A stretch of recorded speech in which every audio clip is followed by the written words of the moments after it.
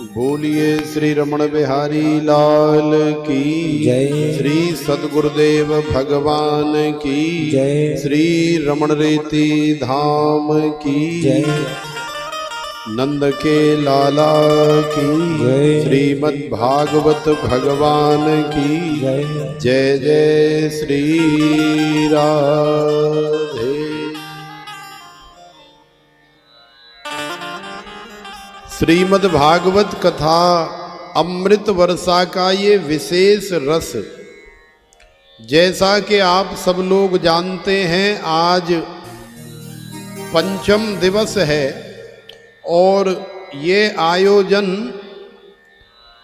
साप्ताहिक आयोजन नहीं है। ये विशेष आनंद, विशेष रस के लिए आयोजन किया गया है और इस आयोजन का लाभ आप सब लोग इस विज्ञान के माध्यम से अपने अपने घरों में बैठ करके उठा रहे हैं। ये आप सभी का परम सौभाग्य है और हमें इस आयोजन को, इस कथा को करने का, आपको श्रवण कराने का जो सौभाग्य मिला है, उस सौभाग्य की हम भी शब्दों के माध्यम से किसी प्रकार का उसका वर्णन नहीं कर सकते। वास्तव में भगवान की कथा का तो एक अंश मात्र ही जीवन को बदल देता है, जीवन को परम पावन कर देता है और ऐसा आनंद हमें जीवन में प्रदान कर देता है कि जन्म जन्मांतर फिर हमारे जीवन में हर जगह एक अलग रस की हमें अनुभूति होती है। तो प्रेम से बोलो राधे राधे। कई माता बहनों ने हमसे पूछा कि महाराज जी, क्या आपने कभी भगवान को देखा? और ये अनेकों जनमानस के हृदय का प्रश्न है। हर मनुष्य, हर नर नारी, हर भगवान का भक्त भगवान के दर्शन करना चाहता है, उन्हें प्रत्यक्ष रूप से अपनी आंखों से देखना चाहता है। ये स्वाभाविक सबका प्रश्न है, स्वाभाविक चेष्टा है, स्वाभाविक जिज्ञासा है और होनी ही चाहिए। क्योंकि भगवान के भक्त जो है 4 प्रकार के होते हैं, जिनमें भगवान का एक भक्त जो है जिज्ञासु भी है।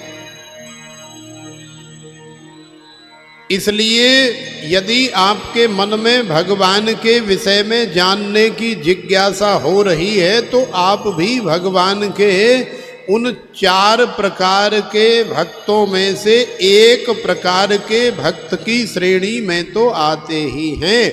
और महापुरुषों ने कहा है कि हमें भगवान से जुड़ना है, वो चाहे जिज्ञासा के माध्यम से जुड़ें, चाहे श्रीमद् भागवत की कथा के माध्यम से जुड़ें और चाहे किसी और तरीके से हम भगवान से जुड़ें, लेकिन हम भगवान से जुड़ें, इसी में जीवन की सार्थकता है। तो उन 4 प्रकार के भक्तों की श्रेणी में आप जिज्ञासु भक्त हैं, जो अध्यात्म के विषय में, कथा के विषय में, भगवान के विषय में जानना चाहते हैं। तो बड़ी प्रसन्नता की बात है। तो हमने उत्तर दिया और वही उत्तर यहाँ आप सभी के सामने सार्वजनिक रूप से दे रहे हैं। इसमें कोई छुपाने वाली बात थोड़ी ही है। देखो, ये पंचभूत से बना हुआ नश्वर शरीर है माने नाशवान शरीर है, ये अविनाशी शरीर नहीं है। और भगवान बड़े दिव्य हैं। तो भगवान का दिव्य दर्शन करने के लिए इस पंचभूत से बने हुए शरीर से भगवान का कोई साक्षात रूप से भगवान की कृपा, भगवान की दया के बिना कर नहीं सकता, संभव नहीं है। क्योंकि भगवान तो इतने तेजस्वी हैं कि भगवान के तेज को ये चर्म चक्षु या ये शरीर बर्दाश्त ही नहीं कर सकता। श्रीमद् भगवद गीता में ही देख लो, महाभारत में ही देख लो, अर्जुन कितना महान है, भगवान के साथ रहता है। क्यों? क्योंकि भगवान उस समय नरलीला कर रहे हैं, साक्षात नारायण के स्वरूप में अर्जुन के साथ में अपने आप को प्रदर्शित नहीं करते। अर्जुन का मित्र बन करके, अर्जुन का भाई बन करके और एक साधारण मनुष्य बनकर, एक नर बन के भगवान अर्जुन के साथ अनेकों प्रकार की लीलाएं करते हैं। लेकिन महाभारत में जब अर्जुन ने अपने अस्त्र शस्त्र डाल दिए और अर्जुन निराश होकर के भगवान के सामने हाथ जोड़ करके प्रार्थना करने लगा कि हे केशव, हे गोविंद, हे गोपाल, देखो जो आप कह रहे हो मैं ऐसा नहीं कर सकता, क्योंकि मुझे दिखाई दे रहा है ये सामने हमारे बहुत बड़े महापुरुष बैठे हैं, ये मेरे चाचा हैं, ये मेरे काका हैं, ये मेरे मामा हैं, ये मेरे फूफा हैं, ये मेरे ताऊ हैं, ये हमारे गुरुजी हैं, ये अमुक हैं और ये अमुक हैं। माने ये हमारे सगे संबंधी हैं जिन्हें मैं बहुत अंदर से प्रेम करता हूँ। और आप कह रहे हैं कि हे अर्जुन, धनुष उठा और प्रत्यंचा चढ़ा, बाण का अनुसंधान कर और अभी तेरे पास मौका है, इनका संहार कर, इन्हें मार डाल, काट डाल। तो अर्जुन भगवान से कह रहा है कि प्रभु मैंने बहुत सोचा, बहुत विचार किया और अंत में यही फैसला किया है कि चाहे मुझे मरना पड़े, चाहे मुझे सब राजपाट, घर द्वार, सारा वैभव, सब कुछ छोड़ना पड़े और छोड़ करके मैं कहीं भी किसी गांव में जा करके, किसी नगर शहर में जा करके माने भिक्षा मांग करके, भीख मांग करके खा लूंगा, गुजारा कर लूंगा। लेकिन जैसा आप कह रहे हैं मैं ऐसा कदापि नहीं कर सकता। तब भगवान ने सोचा कि भाई ये ऐसे नहीं मानेगा। भगवान ने बहुत समझाया कि देख बेटा, तू गलत सोच रहा है, अरे इन्हें तू क्या मारेगा, ये तो सब पहले से ही मरे मराए पड़े हैं। तू जो कह रहा है ये अविद्या है, अज्ञान है कि मैं इन्हें नहीं मार सकता, तेरी सामर्थ्य इन्हें मारने की नहीं है। लेकिन तू ऐसे मानेगा नहीं। तो अर्जुन को विश्वास दिलाने के लिए कि ये सब पहले से मरे मराए पड़े हैं, क्योंकि हर जीव काल के वशीभूत है, सबको काल ही मारता है, कोई किसी को नहीं मार सकता। तो भगवान ने नारायण का रूप धारण किया, भगवान ने विराट रूप धारण किया और अर्जुन के सामने भगवान नारायण के रूप में, भगवान श्री हरि के रूप में, माने भगवान के रूप में प्रकट हो गए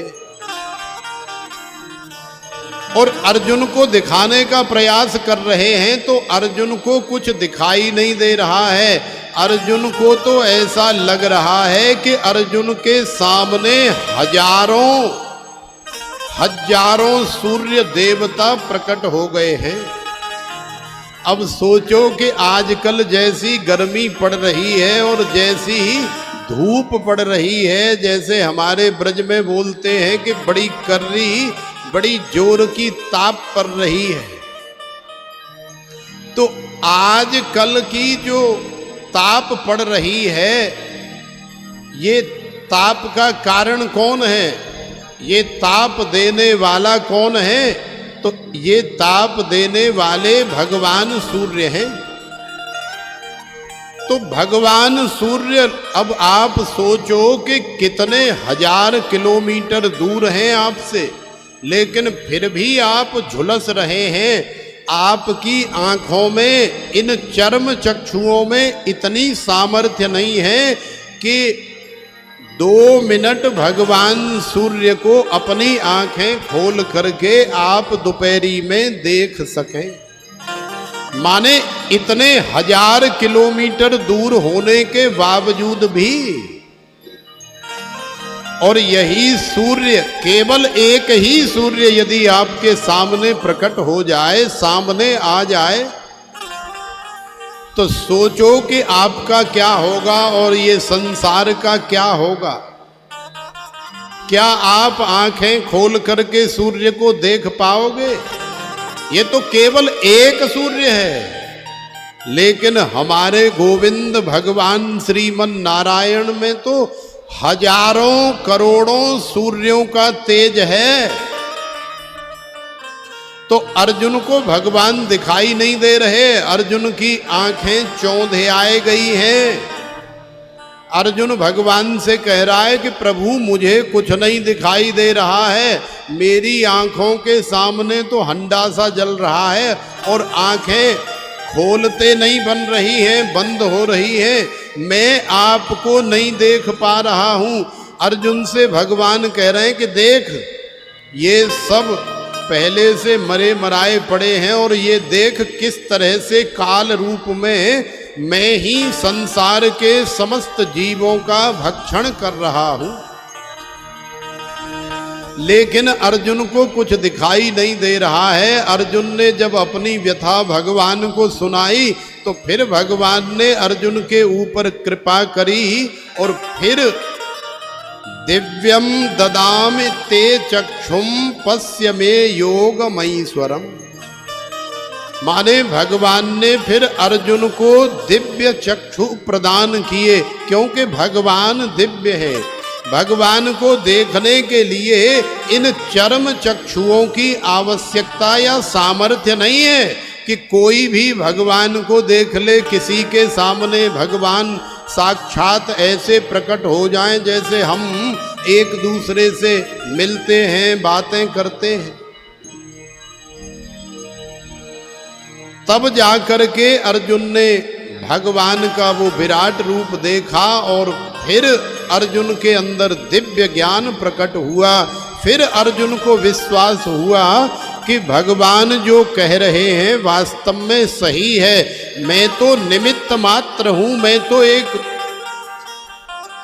भगवान की आज्ञा का पालन कर रहा हूं, बाकी करने कराने वाले तो सब केवल और केवल गोविंद हैं। उसके बाद फिर अर्जुन ने युद्ध किया। तो हम कह रहे थे कि जैसे हम लोग जानते न कि भगवान हमें क्यों नहीं दिखाई देते, क्या आपने भगवान को देखा है? तो जैसे हम लोग भगवान को देखना चाहते हैं, वैसे किसी के लिए भी भगवान को देखना संभव नहीं है। और नहीं तो ये जो संपूर्ण विश्व आपको दिखाई दे रहा है, ये क्या है? भव माने भूमि, ग माने गगन, व माने वायु, और न माने नीर माने जल। तो देखो यही वास्तव में ये जो पंचभूत बना हुआ है ना संसार में, यही वास्तव में भगवान है। जब हम कहीं पहाड़ों में जाते हैं, कहीं कैलाश मानसरोवर की तरफ जाते, हिमाचल में जाते हैं, उत्तराखंड में श्री बद्री नारायण धाम जाते हैं, यमुनोत्री गंगोत्री जाते हैं, तो वहाँ की प्रकृति क्या है? वो सब भगवान है, वो सब भगवान का सौंदर्य है। भगवान आपके अंदर है, आपके साथ है। भगवान आपको, यदि आप भगवान के वास्तविक भक्त हैं, हृदय से प्रेम करने वाले, तो भगवान आपको जीवन में हजारों बार अनुभूत होते हैं। जैसा हम लोग धारावाहिक में या किसी टीवी सीरियल में भगवान को देखते हैं, हम लोग सोचते हैं कि शायद भगवान ऐसे मिलते हैं, तो भगवान तो हमें मिले मिलाए ही हैं। हमें भी मिले, आपको भी मिले और सबको मिले हैं। सबके भीतर भगवान है। जैसे हिरण के अपने अंदर ही, अपने पेट में ही उसकी नाभि में कस्तूरी होती है, और उस कस्तूरी की सुगंधी को सूंघ करके हिरण जो है जंगल में न जाने कहां कहां छटपटाता हुआ दौड़ता है, इधर से उधर भागता है, और उसी कस्तूरी को पाने के लिए आखिरकार हिरण जो है अपने प्राणों का परित्याग तक कर देता है। इतना थक जाता है दौड़ते दौड़ते कि आखिरकार उसका प्राणांत हो जाता है, लेकिन बाहर उसे कहीं भी कस्तूरी की प्राप्ति नहीं होती, क्योंकि बाहर कस्तूरी नहीं है। अरे कस्तूरी तो हिरण के अपने पेट में, अपनी नाभि में ही है। तो भगवान तो हमारे हृदय में है। ईश्वरः सर्वभूतानां हृदय सेर्जुन तिष्ठति भ्रामयन् सर्वभूतानि यंत्रारूढ़ानि मायया। नित्य हम भगवान को देखते हैं, नित्य आप भगवान को देखते हैं। भगवान के बिना हमारी या संसार की किसी प्रकार की कोई सत्ता ही नहीं है। लेकिन आप अपनी दृष्टि को बदलने का प्रयास करो। ना ही तो भगवान बदले हैं और ना ही ये सृष्टि बदली है। यदि बदली है तो हमारी देखने वाली दृष्टि बदली है। इसलिए श्री गुरुदेव भगवान कहते हैं कि माय डियर, सृष्टि नहीं बिगड़ी है, हमारी दृष्टि बिगड़ गई है। आप अपनी देखने वाली दृष्टि को सुधार लो तो सामने आपको सारी सृष्टि जो है वो सुधरी सुधराई नजर आने लगेगी, और यही वास्तविकता है। तो भगवान को हम जैसा देखना चाहते हैं वैसी अपनी दृष्टि को बदल करके आप नित्य भगवान को देखें। आप नित्य भगवान की कृपा का, दया का, भगवान के प्रेम का अनेकों प्रकार से अपने जीवन में अनुभव करें, और यही वास्तविकता है।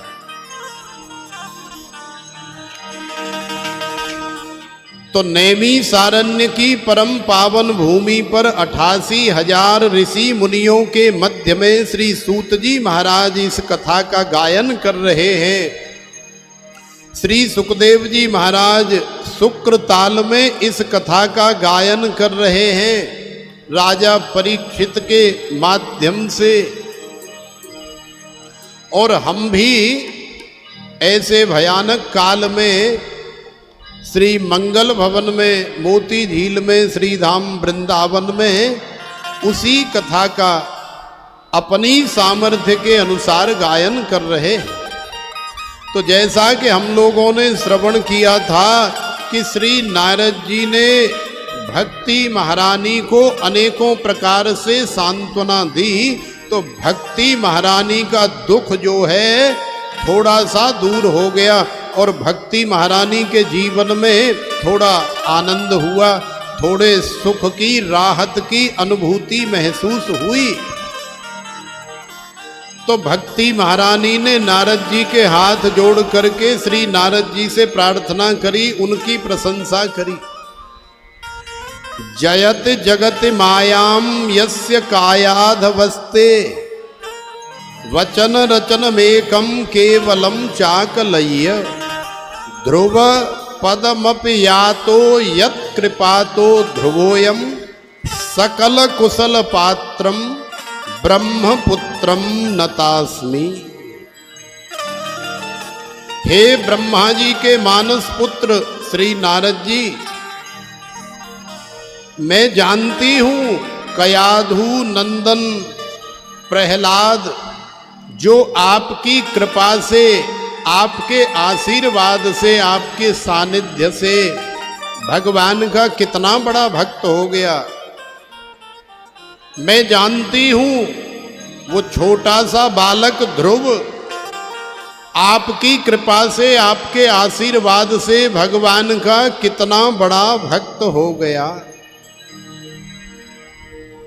इसलिए मैं आपसे हाथ जोड़ करके प्रार्थना कर रही हूं कि आप जैसे संत महापुरुष इसी तरह से हमारे जैसे भक्तों के लिए या हमारे जैसे दुखी जीवों को इसी तरह से आशीर्वाद प्रदान करते रहें। आप जैसे महापुरुषों का संसार में होना अति आवश्यक है। तो देखो श्री नारद जी ने फिर से भक्ति महारानी को समझाया कि अरे भक्ति मैया ऐसी कोई बात नहीं है, हमारी काय की कृपा, हमारे ऊपर भी भगवान की कृपा है और तुम्हारे ऊपर भी भगवान की ही कृपा है। भगवान की कृपा से ही सब कुछ संभव होता है। और आप कहीं भी रहो भगवान से प्रार्थना करती रहो, क्योंकि वो भगवान भले ही आंखों से आपको दिखाई नहीं दे रहे हैं, लेकिन वो भगवान जिन्होंने द्रौपदी की लाज बचाई, द्रौपदी की रक्षा करी, पांडवों का मंगल किया, कल्याण किया, पांडवों की रक्षा करी, वो भगवान गोविंद कहीं गए थोड़ी हैं, वो यही हैं, आपके पास ही हैं, आपके हृदय में ही हैं। माने द्रौपदी च परित्राता येन कौरव कस्मलात् पालिता गोप सुंदर्यः स कृष्णः क्वापि नो गतः। भगवान श्री कृष्ण कहीं गए नहीं हैं, वो तुम्हारे अंदर ही हैं, लेकिन आपको उनका स्मरण तो करना पड़ेगा। वृथा खेदय से बाले अहो चिंता तुरा कथम श्री कृष्ण चरणाम भोजम स्मर दुखम गमिष्यति। आप अपने दुख को भूल करके, आंखें बंद करके भगवान गोविंद का स्मरण करो, भगवान श्री कृष्ण को याद करो, क्योंकि श्री विष्णु सहस्र नाम में भी आया है कि यस्य स्मरण मात्रेण जन्म संसार बंधनात् विमुच्यते नमस्तस्मै विष्णवे प्रभ विष्णवे। भगवान का स्मरण, भगवान की याद बड़े बड़े दुखों का नाश करने वाली है। कितना भी आप अपने जीवन से दुखी हो गए हैं, बस थोड़ी देर अकेले में शांति से भगवान को याद करिए, भगवान का कोई पाठ करिए, कोई पूजा करिए, भगवान का कीर्तन करिए। सच मानो आप अपने दुखों को भूल जाएंगे और फिर से आपको जीने की एक नई आशा सामने दिखाई देगी, एक नया मार्ग आपके सामने दिखाई देगा। ये भगवान की महिमा है, ये भगवान के स्मरण की विशेषता है। तो भक्ति देवी को श्री नारद जी ने समझाया कि हरि ही स्मृति सर्व विपद विमोक्षणम, माने भगवान की जो स्मृति है, भगवान का जो स्मरण है, विपदो नैव विपदः संपदो नैव संपदः विपद विस्मरणम विष्णु संपन्न नारायण स्मृति। हम लोग जिसे संसार में विपत्ति मानते हैं, वास्तव में वो विपत्ति नहीं है। हम संसार में जिसे संपत्ति मानते हैं, वास्तव में वो संपत्ति नहीं है। तो फिर प्रश्न उठता है कि आखिरकार संपत्ति और विपत्ति क्या है? तो देखो, सीधी सी बात है, विपदो नैव विपदः संपदो नैव संपदः। विपत्ति क्या है? विपद विस्मरणम विष्णु, माने विपत्ति और दुख तो वास्तव में वही है और तभी आता है हमारे जीवन में जब हमें भगवान श्री हरि की विस्मृति हो जाती है। हम भगवान श्री हरि को भूल जाते हैं तो फिर हमारे जीवन में हमें विपत्तियों का सामना करना पड़ता है। तो संपत्ति क्या है? संपन्न नारायण स्मृति, माने भगवान श्रीमन नारायण की, गोविंद की, रमण बिहारी, बांके बिहारी, रास बिहारी की स्मृति बनी रहे, उनका स्मरण होता रहे, उनकी याद आती रहे, उनका कीर्तन भजन वंदन होता रहे, सेवा होती रहे। यही वैष्णवों के लिए, भगवान के भक्तों के लिए सबसे बड़ी संसार की संपत्ति है।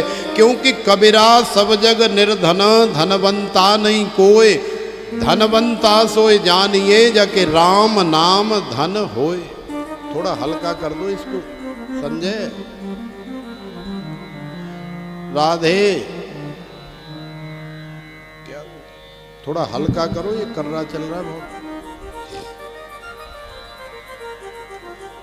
तो संपन्न नारायण स्मृति ही, माने भगवान की जो स्मृति है वही वास्तव में हमारे लिए और आपके लिए सबसे बड़ा संसार का धन है।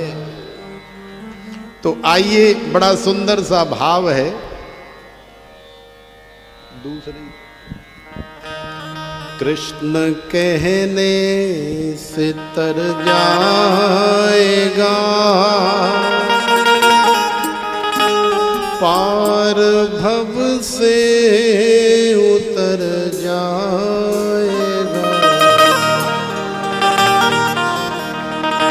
तो आइए भगवान का स्मरण कर लें, भगवान को याद कर लें, क्योंकि श्री कृष्ण को याद करने से ही भक्ति देवी के दुख की निवृत्ति हुई और हमारे दुख की निवृत्ति भी भगवान श्री कृष्ण को याद करने से, उनका नाम लेने से ही होगी।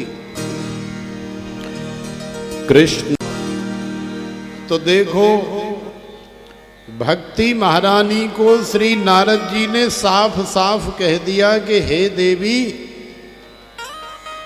भव सागर से पार जाना है या संसार के दुखों की निवृत्ति चाहिए तो भगवान श्री कृष्ण का स्मरण करो, भगवान श्री कृष्ण का कीर्तन करो।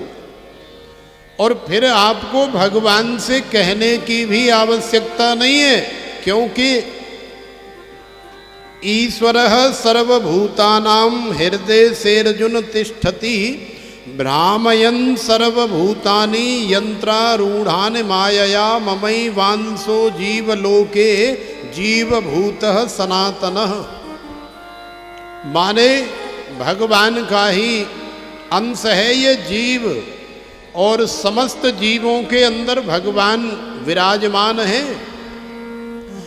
जीवो ब्रह्मो नापरः, जीव और ब्रह्म अलग अलग नहीं है, केवल स्वरूप का फर्क नजर आ रहा है। लेकिन जैसे ही उस अलौकिक अद्भुत दिव्य ज्ञान की प्राप्ति होती है तो फिर जीव में और ब्रह्म में किसी प्रकार का भेद नहीं है। तो जैसे अविद्या, क्लेश, राग, द्वेष इत्यादि समस्त विषय विकारों से जैसे ब्रह्म रहित है, उसी प्रकार से ज्ञान होने के बाद जीव भी रहित हो जाता है। तो प्रेम से बोलो राधे राधे। माने आपको भगवान को बताने की आवश्यकता नहीं है कि आप इतने दुखी हैं। भगवान गोविंद से मत कहो कि प्रभु समस्या बड़ी विकट है। अरे उस समस्या से कह दो कि रमण बिहारी बांके बिहारी मेरे निकट हैं। तो जब उस समस्या को पता लगेगा कि ये तो बांके बिहारी, रमण बिहारी, रास बिहारी, कुंज बिहारी, छैल बिहारी की शरण में है, तो फिर समस्या आएगी ही नहीं। और यदि गलती से आ भी गई है तो जाने में फिर समस्या को ज़्यादा देर नहीं लगेगी। इसलिए भगवान का स्मरण अति आवश्यक है। भक्ति देवी को, भक्ति महारानी को श्री नारद जी ने बहुत समझाया और कहा कि आप बिल्कुल चिंता मत करो, हमसे जो भी सहयोग होगा हम करने के लिए तैयार हैं। तो देखो श्री नारद जी ने भक्ति और ज्ञान वैराग्य के कष्ट की निवृत्ति के लिए वेद वेदांत घोषैश्च गीता पाठै मुहुर्मुहु, माने वेद वेदांत का घोष किया, वेदों का पाठ किया, श्रुतियों का पाठ किया, वेदांत का पाठ किया और गीता जी अन्य धार्मिक ग्रंथों का पाठ किया। गीता पाठैर मुहुर्मुहु। तो जब इतने सारे पाठ किए गए तो थोड़ी देर के लिए ज्ञान वैराग्य जो अचेतन अवस्था में पड़े हुए हैं, थोड़ी देर के लिए उन्हें चेतना आई, लेकिन थोड़ी देर बाद में फिर वो जैसे के तैसे हो गए, फिर वैसे ही लुढ़क गए। अब फिर वैसे ही लुढ़क गए, फिर अचेतन अवस्था को प्राप्त हो गए। तो फिर नारद जी को थोड़ा सा खेद प्रकट हुआ। नारद जी ने सोचा कि यार इतना बड़ा सत्कर्म करने के बावजूद भी इनके दुख का निवारण नहीं हुआ। अब ऐसा कौन सा कार्य है, अब ऐसा कौन सा सत्कर्म है जो किया जाए। तो उसी समय नारद जी की शंका का समाधान करने के लिए आकाशवाणी हो गई और फिर आकाशवाणी ने कह दिया कि व्योमवाणी तदैवा भून मां ऋषे खिद्यतामिति उद्यमः सफलस्तोयम भविष्यति न संशयः। हे नारद जी, आप ज़्यादा चिंता न करें, क्योंकि पुरुषार्थ ही वास्तव में सफलता की सबसे बड़ी कुंजी है, सबसे बड़ी चाबी है। यदि आपको सफलता का ताला खोलना है तो आप उसमें पुरुषार्थ रूपी, मेहनत रूपी, परिश्रम रूपी चाबी लगाइए। फिर आपके लिए सफलता का दरवाजा, सफलता का ताला खुल जाएगा। तो श्री नारद जी ने आकाशवाणी से पूछा कि मैया आपने ये तो कह दिया कि आप उद्यम करो, अरे ये उद्यम नहीं है क्या? वेद वेदांत घोषैश्च गीता पाठैर मुहुर्मुहु, क्या ये उद्यम नहीं है? ऐसे ही हो जाता है बिना पुरुषार्थ, बिना मेहनत के, बिना उद्यम के। कितना समय लगता है और एक आसन से अपनी 5 ज्ञानेंद्रियां, 5 कर्मेंद्रियां और एक मन को रोक करके बैठना पड़ता है पाठ करने के लिए, तो ये ऐसे ही थोड़ी हो जाता है। तो ये उद्यम ही तो है।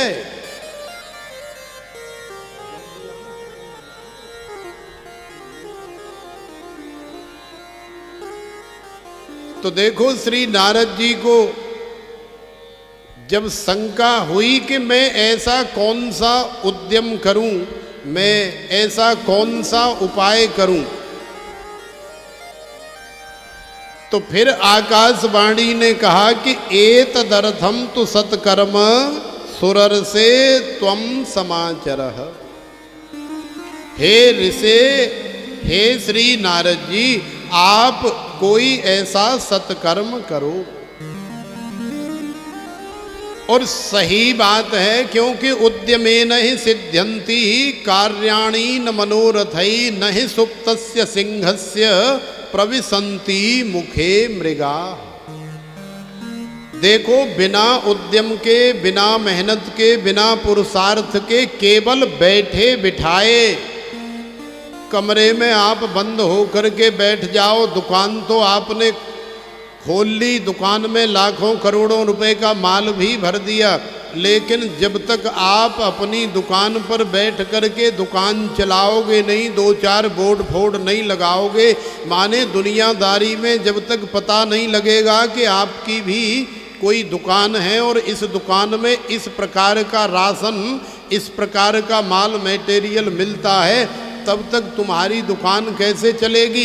या आपने लाखों रुपए का दुकान में सामान तो भर लिया, लेकिन शटर लगा करके अंदर बैठ गए, तो क्या आपकी दुकान चलेगी? संभव ही नहीं है, नहीं चलेगी। इसलिए भैया उद्यम करना पड़ता है, मेहनत करनी पड़ती है, पुरुषार्थ करना पड़ता है। और यही सिद्धांत है, उद्यमेन ही सिद्ध्यन्ति कार्याणि न मनोरथै न हि सुप्तस्य सिंहस्य प्रविशन्ति मुखे मृगा। माने सोते हुए सिंह के मुख में कभी भी मृग, हिरन जा कर के नहीं घुसता कि ले भैया हम आ गए तेरे लिए, पनीर का पकोड़ा बन के अब खा जा हमको। एक हिरन का शिकार करने के लिए, एक हिरन का भक्षण करने के लिए सिंह को कितनी बार दौड़ लगानी पड़ती है। कोई जरूरी नहीं है कि इस बार हिरन ने सरपट दौड़ लगाई, खूब मेहनत करी, खूब पसीना बहाया, खूब पुरुषार्थ किया, तो कोई जरूरी नहीं है कि एक ही बार में जो है हिरन को पकड़ ले, हिरन को मार करके खा जाए, जरूरी नहीं है। ज़्यादातर हिरन भाग जाते, क्योंकि हिरन की जो गति होती है वो सिंह से थोड़ी ज़्यादा होती है। लेकिन फिर भी सिंह बार बार प्रयास करता है, बार बार सरपट दौड़ लगाता है, और आखिरकार वो हिरन का शिकार कर लेता है। लेकिन ऐसा नहीं है कि सिंह जो है पीपल की बढ़िया छांव में गाढ़ी सीरक में सोता रहे और फ्रिज का ठंडा पानी पीता रहे, और सिंह सोचे कि मैं ऐसे उबासी लूं और हिरन जो है उड़ करके सीधा मेरे मुंह में आकर के चला जाए और मैं वहीं की वहीं वाकू चबा लूं। तो ऐसा नहीं है। एक हिरन का भक्षण करने के लिए, शिकार करने के लिए सिंह को बहुत मेहनत करनी पड़ती है। इसीलिए यदि हमें अपना जीवन सार्थक करना है तो हमें भी बहुत मेहनत करनी है, हमें भी बहुत पुरुषार्थ करना है। यदि इस आध्यात्मिक मार्ग में हमें बढ़ना है, आगे जाना है, तो भगवान की कथा कीर्तन, भगवान का स्मरण भजन तो करना ही है। तो आइए इस भाव के माध्यम से भगवान को याद करें। ये कथा का आनंद तो अभी आगे चलता ही रहेगा।